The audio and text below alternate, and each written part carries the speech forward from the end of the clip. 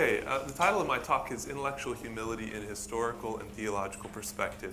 I think it's slightly different from the title that's listed in the program, but the talk is basically the one that I envisioned when I sent in that brief summary. I actually had to email Julia and say, could you send me the summary that I sent you so that I can be sure that I'm talking about the thing I said I was going to talk about. So the question that really has interested me as I've spent this year talking to people who are thinking about intellectual humility is, as Ian quoted Bob Roberts, why is there so much disagreement about intellectual humility? Is this a feature of talking about the virtues or a bug? Is this something that we can get past, or is there something about discussion of the virtue that sort of means that we're not going to be able to come to consensus? It's really obvious that it would be nice to come to convert to agreement on an account of intellectual humility. It's nice for all kinds of reasons, but particularly for reasons of operationalizing the concept. So it'd be really nice if we had a unified and agreed upon account of intellectual humility that we could turn over to the psychologists and say, figure out how to operationalize this concept. Then we can talk about how to cultivate intellectual humility. If you are not convinced by the concept that's being operationalized, it doesn't look like you have that much to learn from what the psychologists find out. So to be able to come to some kind of agreement would be good news indeed. But I'm going to argue in this talk that it's not very likely that we'll be able to come to agreement on an account of intellectual humility. Here's a quote from Robertson Wood. Virtues presuppose one or another particular metaphysical or worldview background, and the prospect of securing universal agreement about that is dim. I want to suggest through the course of the talk that recent philosophical work on the virtues has been too unhistorical and insufficiently attentive to the variety of desiderata that inform diverging intuitions about the virtues. I think this is true particularly in discussion of intellectual virtue. The interest in intellectual virtues, I think, is a little bit more recent than the kind of return to virtue. You think about Alistair McIntyre's work as kind of a turning point there. You can think about particularly theologians, I think, like Stanley Hauerwas, have done a lot of work with the moral virtues and have spent some time trying to sort of pry apart what a secular account of courage, how a secular account of courage might differ from, say, a Christian account of courage. One of the things that's been interesting to me as somewhat an outsider to virtue epistemology has been kind of interesting, the fact, I find it interesting that many, if not most, of the most widely read and most influential virtue epistemologists are Christians. I have one here, Bob Roberts, Jay Wood, Linda Zagzebski. But they often are trying to give accounts of the intellectual virtues that are more universally available. So it seems to me that there's been less interest within exploration of the intellectual virtues on what you might consider tradition-specific accounts of the virtues. Here's a thesis of the talk. Disagreements about how to characterize intellectual humility stem from disagreements about the desiderata for an account of the intellectual virtues. The disagreement over the virtue of IH is merely apparent because the parties to the disagreement are really not trying to provide an account of the same thing. If this could be shown, it would constitute an advance, for thus far the various accounts of IH have been pitted against one another, as if they are competing attempts to define the same concept. If I'm right, argument at this level is unproductive. What is needed, rather, is more attention to the kinds of desiderata that are being privileged in the various accounts. What are the desiderata? Are they defensible? How do they relate one to another in terms of importance or causal priority, etc.? So here's a roadmap. What I'm going to do is take two compelling contemporary accounts of intellectual humility. There are several. Ian mentioned several of them. I'm going to choose two of them, the two that I find most compelling. I'm going to set them alongside each other and explore whether one account can be reduced to or explained in terms of the other. And I'm going to argue that they can't. And then I'm going to suggest, well, what if we sort of combine them? We would get an inelegant account of the virtue. It would be more bulky than we would like, but still it seems like we could get consensus there. And I'm going to suggest that even if we put those two accounts together, there's at least one other account of intellectual humility that I try to retrieve from Augustine's Confessions, to show that intuitions vary even more broadly. And then at the end of the talk, I'll propose an interpretation of the diversity of intuitions about intellectual humility. So here are the two contemporary accounts that I'm going to talk about. The first is the low concern account. This is the account that's offered by Bob Roberts and Jay Wood in their book, Intellectual Virtues. And the account says this: intellectual humility consists in an unusually low concern for one's own intellectual status and entitlements, due to a high intrinsic concern with epistemic goods. The second account is one that hasn't yet been published. It's being developed in a paper by Heather Baddeley, Dennis Whitcomb, Jason Baer, Dan Howard Snyder. They call their account the Limitations Owning Account, and it's a really great paper, and it's made me think a lot about intellectual humility. I think there's a lot that's very compelling about it. The claim that they make is that intellectual humility consists in being appropriately attentive to and owning one's intellectual limitations. So other accounts are the doxastic account that was offered by Ian. There are accounts of intellectual humility that are derived from older accounts of modesty or humility, so something like Julia Driver's underestimation account, or accurate estimation accounts like those put forward by Norman Richards. I've just selected these two because I think that they're the most compelling and that they tap into the broadest range of intuitions. But I hope at the end of the talk you'll see how the kind of interpretive argument that I'm trying to make could work for those accounts as well. Okay, so what I'm going to basically do is kind of present an imagined conversation, an imagined back and forth between supporters or defenders of these two views of limitations owning and low concern. And essentially what I'm going to try to show is that the counterexamples posed from each camp are probably not going to be sufficient to compel agreement from the opposing side. Okay? So first, I'm going to look at limitations owning attempt to overcome low concern. And this I'm pulling more or less directly from Heather's paper, because they do indeed try to overcome low concern. So here is the counterexample that the limitations owning account offers to show that low concern is not sufficient for intellectual humility. They say, Professor P, an extremely talented philosopher who knows he's extremely talented, we're to imagine him. He genuinely loves epistemic goods. Indeed, his obsession with them drowns out any concern he might have had for status or entitlement. He simply doesn't care about impressing others, nor does he take himself to be entitled to special treatment or to disrespecting others. Status and entitlement aren't even on his radar, and yet he constantly references his own strengths, accomplishments, and publications, seizing every opportunity to relate what others say to his own projects and theories, completely oblivious to his intellectual limitations, and so on. Professor P seems to be lacking in IH, even though he has an unusually low concern for status and entitlement due to a high intrinsic concern with epistemic goods. And if you share this intuition, then you'll agree that low concern is not sufficient for intellectual humility. Here's how I think a defender of the low concern view might respond. First, they'd want to ask, why is Professor P pointing out his strengths all the time? If we stipulate that Professor P has low concern, such an attribute is either psychologically implausible or irrelevant to whether or not he possesses IH. Now, what I have in mind here is basically if you imagine someone like Professor P who's always talking about what he's done, what he's published, always referencing his own work, typically we think that is because a person is concerned with status. Now, but the counterexample stipulates that's not what's going on here. So I think we need an account psychologically of what motivates this kind of behavior. And the ones that seem most viable to me are things like, you can imagine a situation in which Professor P is an expert in an area, but he's surrounded by people who for some reason won't recognize him as such. And they hold views that are detrimental.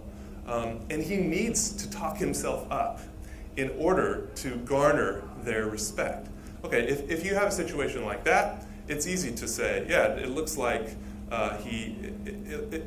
it's easy to see how his talking about his achievements in no way impugns his intellectual humility, right? But that's also because we don't think it impugns the possibility of him having low concern. It seems to me that this is what a defender of low concern might say. You might even think there's some other psychological mechanism. I mean, maybe this person is really struggling with some sort of deep guilt, and so they have a kind of self-referentiality. It's not clear to me, trying to think as a defender of low concern, that kind of continual self-reference is a sign of pride. So it may be that it's psychologically disconnected from the kinds of things that we think could really impugn one's humility. So let's say we set that aside. It seems to me that what's really compelling about this counterexample is the claim that one could have low concern and yet be oblivious to limitations. I think what's really driving this counterexample is the idea that a person can be utterly oblivious to their limitations. Doesn't that actually show that this person doesn't have intellectual humility? But it seems to me that a defender of low concern could say, we just don't see why this would vitiate intellectual humility. There may be plenty of non-vicious reasons Professor P is oblivious that in no way imperil his IH. So for instance, maybe Professor P just doesn't have very good colleagues, and they let him make mistakes, and they let him come to false views of his own knowledge. They never call him out. They never give him an opportunity to own his limitations. So he's mistaken about his abilities, but he just doesn't have a community that could have helped him. If I try to think as someone who is compelled by a low concern account, I think what I would want to say there is he may very well be intellectually humble. We just might not know how he's going to respond to his limitations because they haven't been exposed to him, something like that. The limitation zoning account also says that low concern is not necessary for intellectual humility. I don't actually think in the paper this is developed very well, but in conversation, Dennis Whitcomb offered this counterexample to show that low concern is not necessary for intellectual humility. He said, imagine a professor, we'll call her Professor Q. She's a single mom with mouths to feed. She needs tenure and the attendant raised to care for her children. To receive tenure, she needs to be well thought of by her peers. Thus, she cares about her intellectual status. But there's no reason to think such care must vitiate IH. A low concern supporter could respond, this is a straw man of the low concern view. Robertson Wood's view is that intellectual humility is an unusually low dispositional concern for the kind of self-importance that accrues to persons who are viewed by their intellectual communities as talented, accomplished, and skilled, especially where such concern is muted or sidelined by intrinsic intellectual concerns. I'm not entirely sure how to interpret what self-importance is here. It seems like it raises some important questions that we need to answer to get clear on what self-importance means, but here's one possible interpretation. You might think that what's going on here is like a distinction between status as an instrumental help and status as an intrinsic good of some kind. So you might say we can be concerned about our status as an instrumental help to achieving other goods, or we can be concerned about our status as an intrinsic marker of personal worth. I take the emphasis on self-importance to be directing our attention to the latter kind of concern about status as a marker of personal worth. But Professor Q is not guilty of high concern in this relevant sense, or at least she need not be. If we modify the case such that Professor Q is concerned about her status not just as instrumental to feeding her children, but as a marker of her own worth, then many, and probably supporters of low concern view, will think she does not possess IH, suggesting that low concern is necessary. Okay, so now let's sort of turn the tables and say that limitations owning supporters have not been able to pull low concern supporters off their fundamental commitments. Low concern supporters could try to make a similar set of arguments to show that limitations owning is neither necessary nor sufficient. So they might say, well, look, we've already talked through the Professor P case. If we've showed you that it's possible that Professor P might fail to own his limitations and nevertheless be intellectually humble, you should come over to our side. That should be enough to demonstrate to you that limitations owning is not necessary. After all, there could be some other psychological mechanism for his failure to own his limitations. But obviously that's not going to work. The whole point of the counterexample was that it's meant to bring out those very intuitions, namely that owning your limitations is central to an account of intellectual humility. Here would be an attempt to show that limitations owning is not sufficient. Here's a counterexample to suggest that limitations owning is not sufficient for intellectual humility. Professor R is completely on the ball with respect to his limitations. He's aware of them, he wants to overcome them, he owns up to them, etc. But he's also obsessed with his intellectual status. He knows he's not the world's most brilliant mathematician, but he desperately wants to be recognized and honored for what he is, a very good mathematician.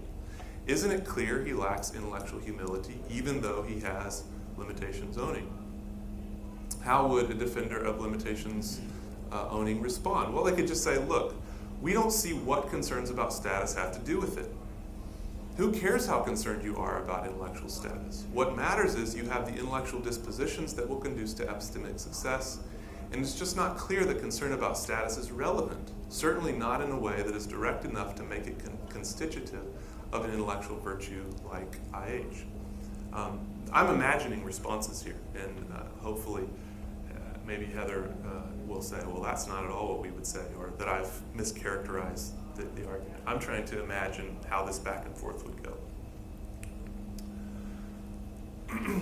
Perhaps if we can't reduce these accounts to one another, perhaps we can at least show that they're in the same neighborhood. And one way that we could do that is to show that, to make a distinction between the sort of the core of the virtue and the marks of the virtue, and to show that something is essential to the virtue, but often these other characteristics show up.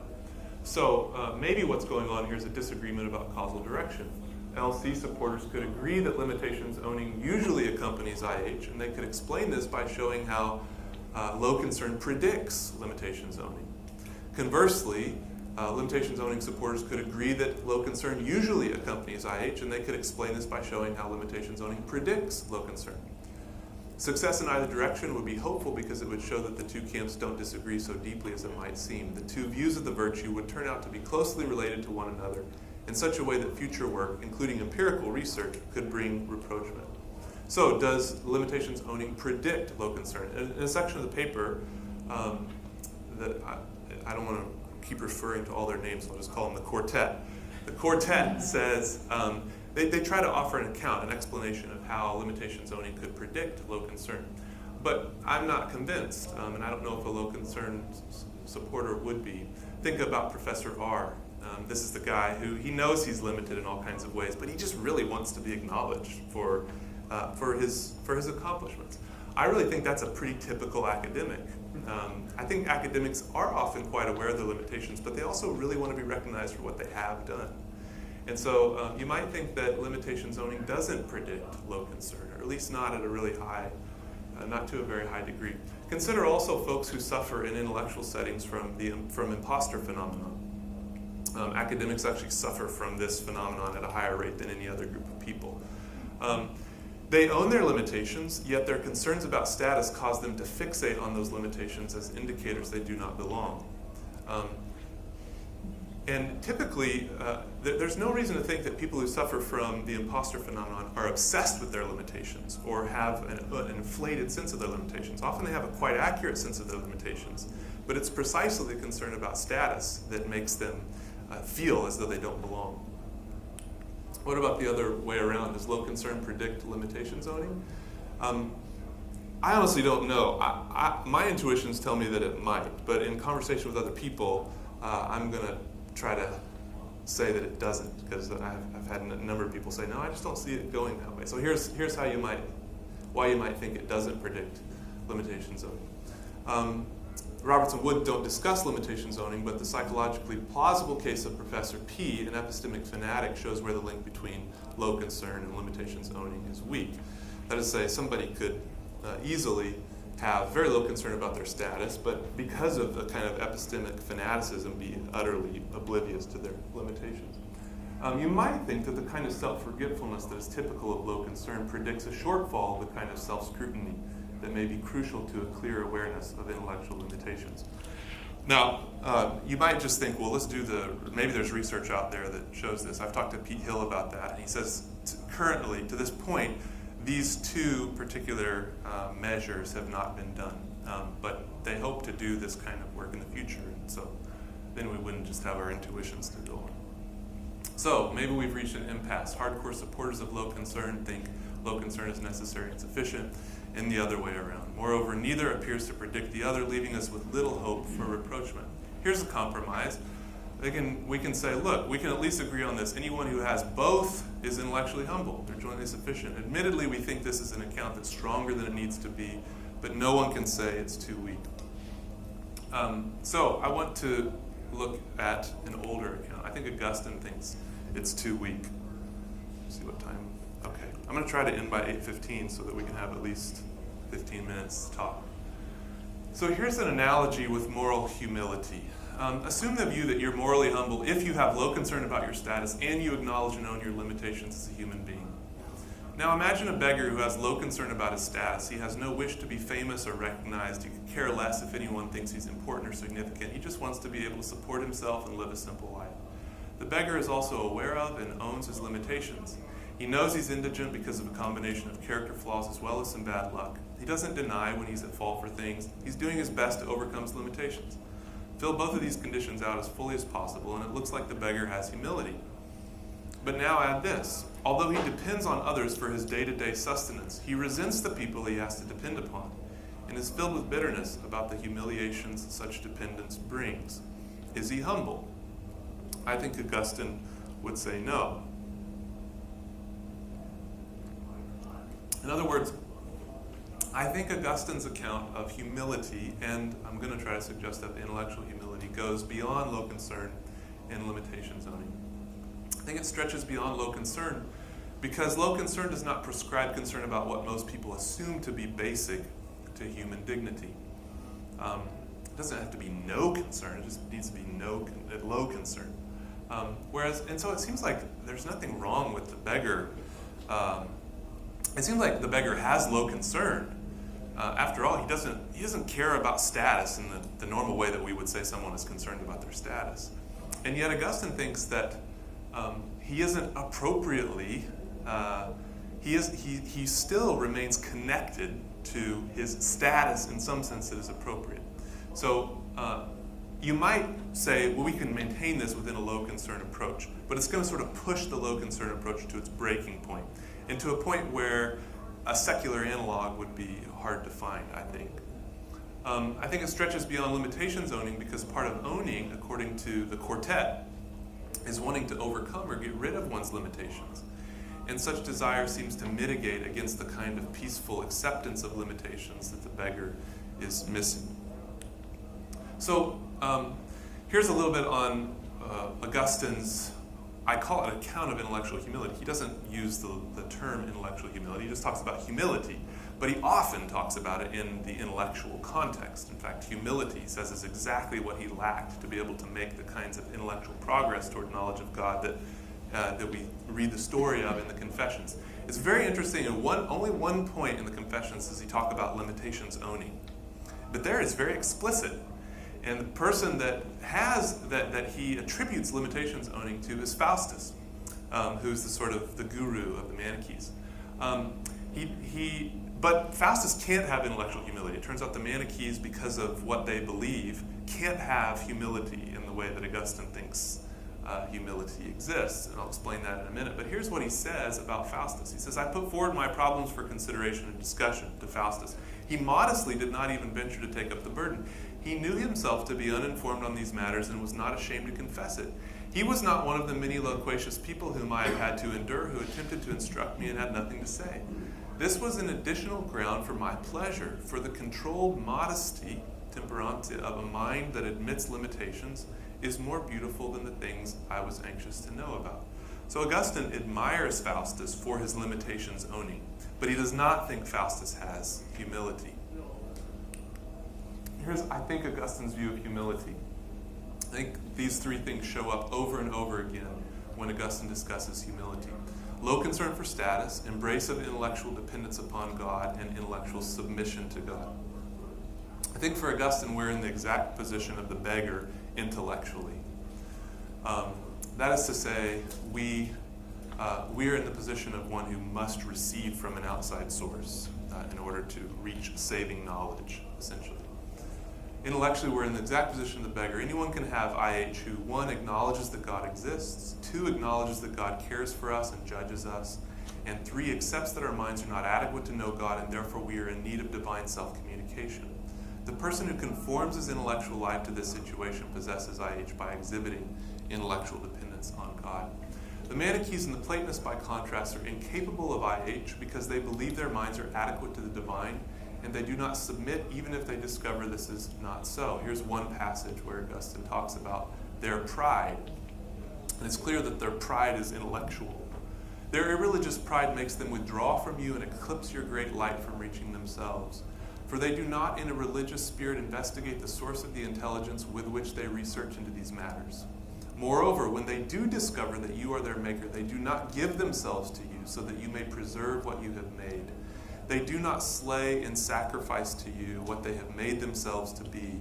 They do not kill their own pride. They become lost in their own ideas and claim to be wise, attributing to themselves things which belong to you. Me that both the low concern and the limitations owning accounts as currently developed don't reach to this depth of concern about pride. It seems to me that a Platonist could meet the requirements of a limitations owning and low concern account, and yet still for Augustine something about the Platonist intellectual life would be guilty of a certain kind of pride.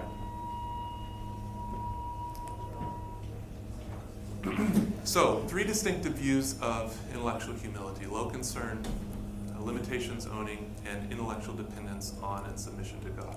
I suggest that the first 2 are independent of one another. The third seems to be obviously so, for neither low concern or limitations owning supporters are likely to accept an irreducibly theological specification of the virtue. I don't think I should say independent. What do I want to say? They're different. I'll say in a minute why I'm not sure they're independent. So here's an interpretation of the disagreement. This is speculative. I'm just trying to offer one interpretation of what may drive these differing intuitions. It seems to me, for the limitations owning view, that focus on limitations has to do with a more narrowly conceived role for the intellectual virtues. Namely, the intellectual virtues are the habits of mind that predict epistemic success, understood in mundane terms of arriving at justified true beliefs. That's not very precise, and I don't know how to make it more precise. I don't mean mundane in a pejorative sense. I just mean the kind of stuff that you could measure in school or something like that. Listing some limitations they have in mind, the quartet include gaps in knowledge, cognitive mistakes, unreliable processes, deficits in learnable skills, and more besides.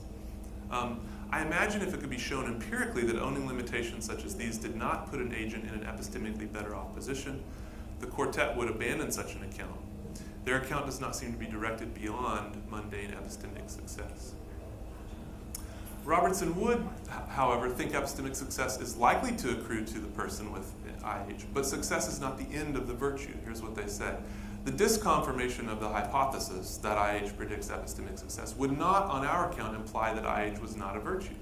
The reason is that epistemic humility does not get all of its claim to virtue status from the narrowly intellectual advantages that we believe it affords. It is a virtue because the acquisition, maintenance, transmission, and application of knowledge are integral generic parts of human life, and a life characterized by humility with respect to these activities, as well as many other activities, is a more excellent life than one that lacks it. Intellectual virtues, like their moral counterparts, are dispositions to proper human functioning, and what counts as proper human functioning is determined by basic human nature. Virtues are traits of the person who is functioning as persons are supposed to function.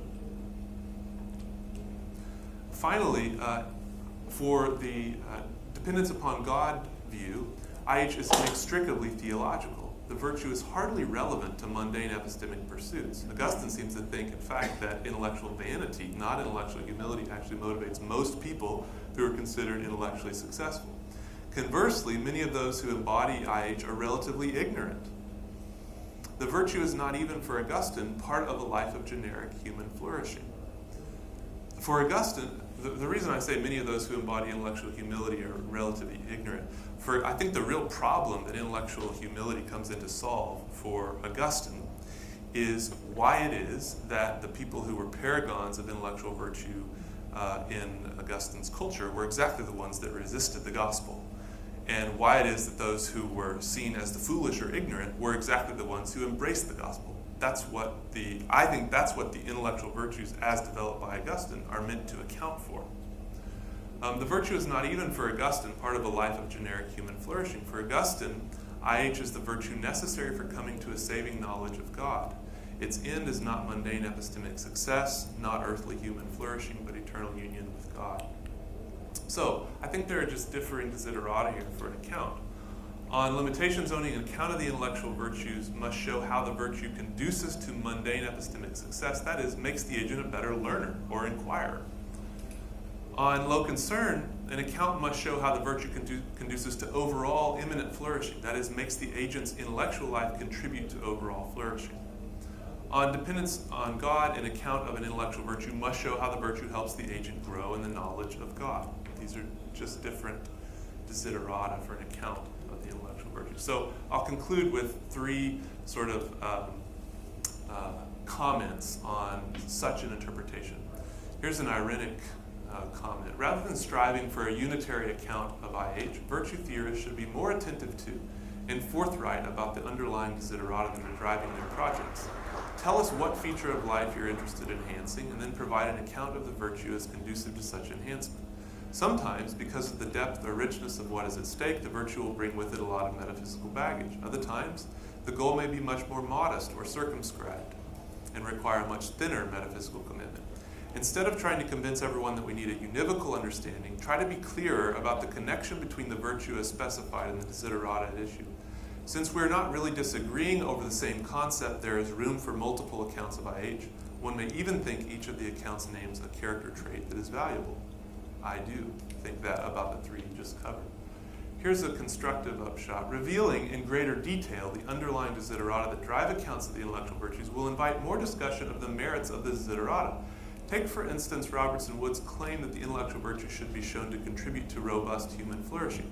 We can ask, 1, whether this is an appropriate desiderata for an account, 2, whether the view of human flourishing with which they operate is adequately spelled out, 3, whether once it is spelled out it remains broadly compelling, and 4, whether even if it remains broadly compelling, its persuasive force can be explained in terms of metaphysical commitments that themselves remain broadly compelling, or whether, for example, its persuasive force is a holdover from a Christian past, leaving warrant for such a view in question.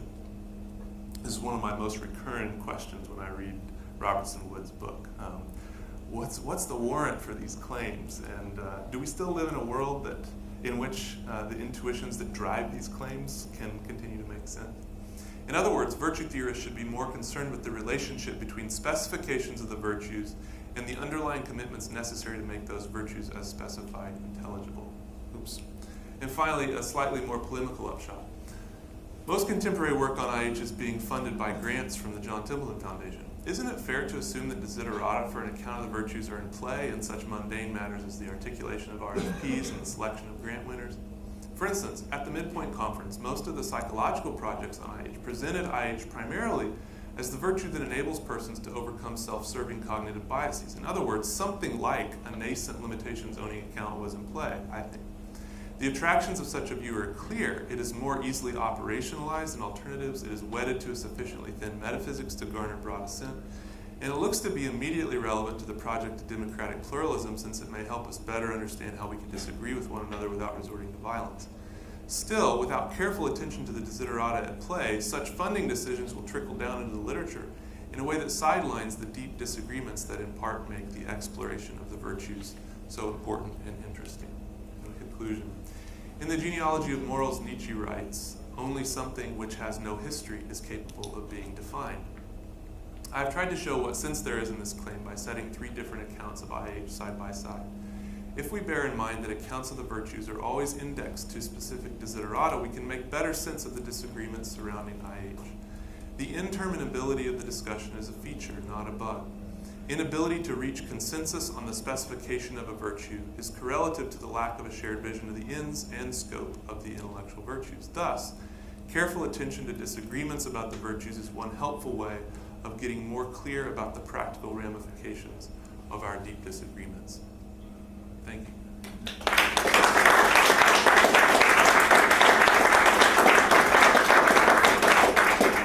Okay, so I will queue, and we have roughly 15 minutes. We don't have to be quite as concerned about ending on time tonight, but I'll still try to shut it off after about 15 minutes. So you can go ahead and raise your hands, and I'll start the queue. We'll go ahead and start with you. And I just drew a blank on your name. After we sat next to each other on the bus. Okay, go ahead. That's right. Thanks, Ken, for a great talk. I was wondering if maybe with a couple modifications of maybe the low status. Low concern? Yeah, low concern for status view may actually not be different from the Augustinian view. The two changes that might see these come together, one would be a more capacious understanding of status that would include not just status as we think of it as status among our peers, but a status that we own ourselves, like the status of being an intellectually autonomous agent, or the status of being the source of our own intellectual strengths. That seemed to be concerned with that sort of status that maybe is behind the beggar's despising of his dependent situation. The other change would just, instead of being to make it explicitly theological, such that intellectual humility is to acknowledge God as the source of one's intellectual abilities, to be more dispositional. So to not be so concerned with the types of statuses I just mentioned, so that one isn't, one's disposed to accept and embrace acknowledgement of the source of one's intellectual abilities, whether that be God or something else. Yeah, good. I agree. I think you can expand the low concern view to include something like Augustine's view. The only thing that I would want to point out is that in doing so, let's take the kind of expansion that you've suggested. It seems to me that one of the things that happens there is that intellectual autonomy is no longer a virtue that is compatible with intellectual humility in the way that it's normally thought to be. I think you can save the low concern view, but you do it in a way that forces changes elsewhere in your account of the intellectual virtues. But I agree with you that, and I think it's probably not accidental that the low concern view is put forward by people who are so deeply shaped by that tradition. So I wouldn't want to suggest that, and that's why I wanted to take back my claim that these are genuinely independent views. I think they are related to one another, certainly historically related to one another. But I think if you fill out the low concern view in a kind of Augustinian way, it is going to change your overall account of the virtues in a pretty significant way.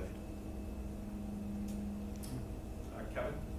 Yeah, I think my question sort of parallels that. So I'm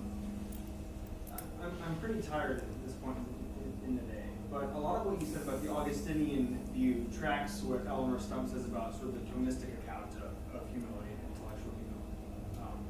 So there might be sort of, differences. But in general, it sounded like what you were saying is pretty similar to what she's working on right now from Aquinas. And on Aquinas' view, at least as she interprets it, apart from the theological virtue of charity, right, there are no real virtues. There's just pseudo-virtues, right? So the virtuous pagan looks to be courageous, but insofar as they like charity, what they read, right, they don't have courage. They have something that looks a lot like courage, because it's not motivated by union with God and the second person account which she is. So you might have something similar going on here, right? That you might have certain kind of intellectual traits that are sort of intrinsically, if you could sort of differentiate those features of the agent that aren't directly related to God, but related to status or their own accounts or their own abilities, that are intrinsically indistinguishable from what you might say about the truly virtuous person. But insofar as they're not rooted in charity, right, they're not really intellectual humility. They're just, right, pseudo or pagan intellectual humility. Right. Which would get at sort of this distinction between sort of the comprehensive metaphysics behind that. Mm-hmm. But then, but if the Augustinian view goes that route. Then I Yeah. just wonder, like, how interesting is it that apart from an account of the good, these things are different when they have they differ as to whether or not the intrinsic features are really virtues, right? Rather than just sort of like practical excellences, or something like that. You see what I'm getting at? I'm not sure I Okay. see. So let me make a couple comments, and you can tell if I'm touching on Okay. anything.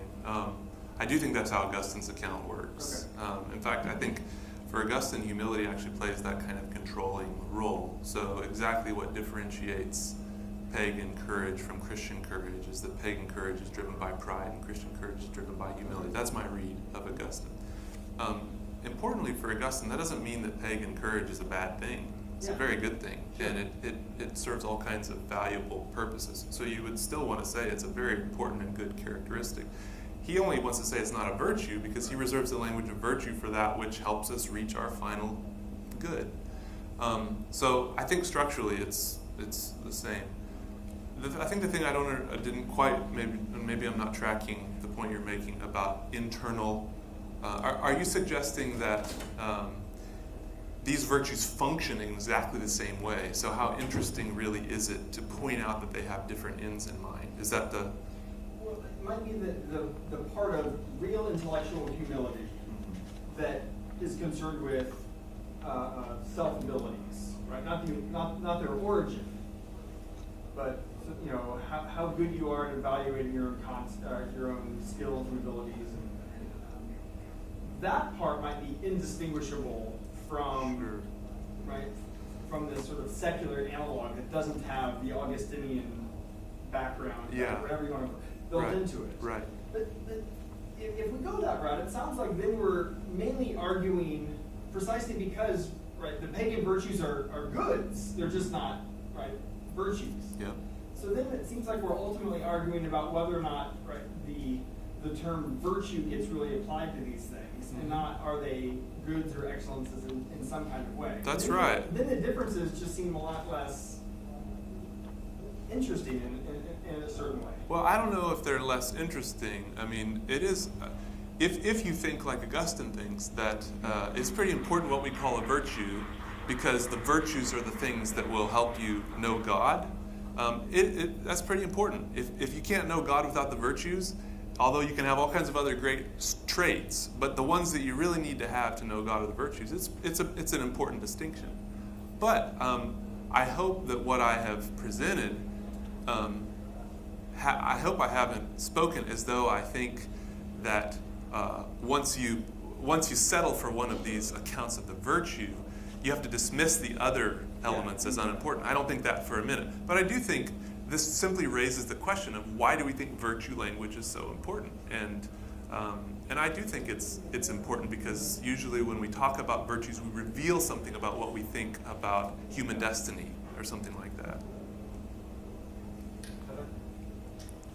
Okay. Kent, thank you so much. I mean, I think I can speak for the four of us when I say we're flattered and humbled that you're, including our work. So thank you so much for doing that. I have a lot to say, but I'm just going to focus on one thing.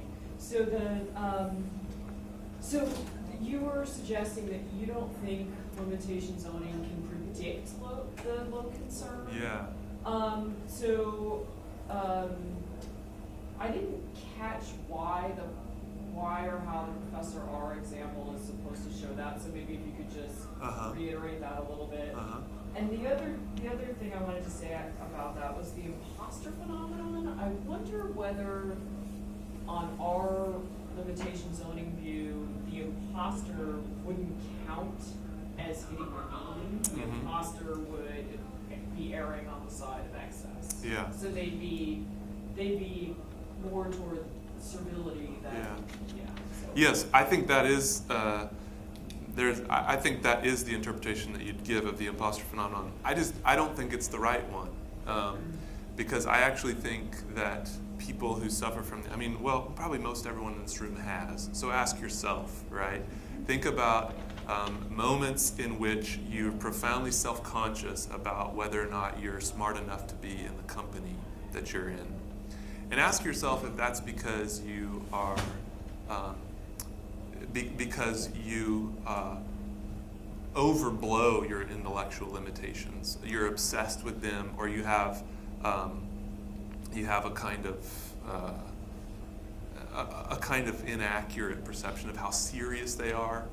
I don't think so. Like, I've suffered from the imposter phenomenon, and I actually think I have a really very level-headed sense of my intellectual strengths in comparison to other people. The reason I suffer from imposter phenomenon isn't because I'm obsessed with my limitations, just because I'm obsessed with my status. And so I have an accurate view of those limitations, but they mean a lot to me in certain settings. In other settings, they don't mean much to me at all. And it's the same with Professor R. I think that Professor R is a very psychologically plausible individual. He's a guy who, he could rank himself, he could say all the things he's not good at in math and all the things he is good at.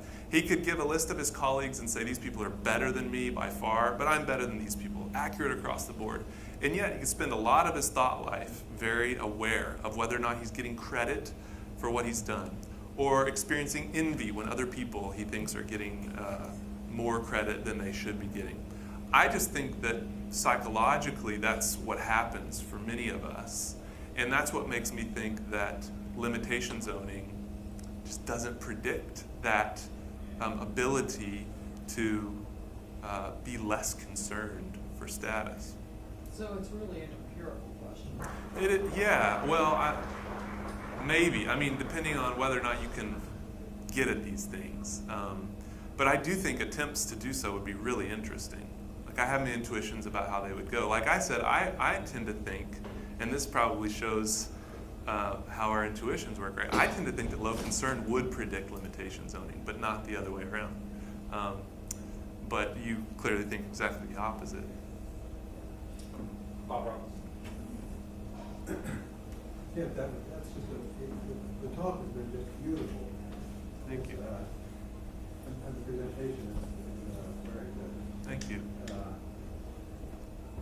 One of the tricks that Wood and I use to defend against people is to try to say, well, a certain kind of motivation is necessary for humility, or to try to bring in some kind of feature that we don't want to bring in. Is to say, well, look, we're actually in a way, we're kind of theorists about the virtue, and consequently, we're interested in differentiation, individuation of the virtue. We want to know, and the principle of individuation that we're following is a principle that we look for the unique contribution of a virtue as part of, as a way of individuating. Right? We want to know what it contributes to the overall moral life. Yeah. And so one possible defense against the Augustinian view for us would be to assign the acknowledgement of dependence on God to another virtue. The virtue that comes to mind is faith. And in that case, faith would be contributing that, and humility would be contributing low concern, and they would certainly be highly interactive, right? Yeah. There's a kind of suitability of one another, and they fit together beautifully. Yeah. Right? So that's the kind of thing that we might say. Yeah. But this is really great, and I'm looking forward to thinking carefully about it. Thank you. Yeah. That does seem possible, what you said, to do that. I do think that Augustine just does think of it as what humility is. I think the dependence. When people are assigned to study a given virtue, and they don't necessarily have a whole array of virtues in their mind, then they tend to bring in items that really ought to be assigned to virtue. Yeah, I see. To whatever one they're studying. I see. And it could be that even social conditions or sort of historical conditions would make a person interested in one, Yeah. in a Yes. particular virtue. That's and right. thus more prone to do that. That's right. That's a really interesting. You're not so. Robert Audi made a similar kind of claim. He thought that Augustine basically tried to do way too much with humility, and that the things that Augustine was trying to pin down with humility should really be annexed to other virtues. I'm gonna have to think more about that. I think that's a really interesting and helpful suggestion. Well, unfortunately, we're out of time, so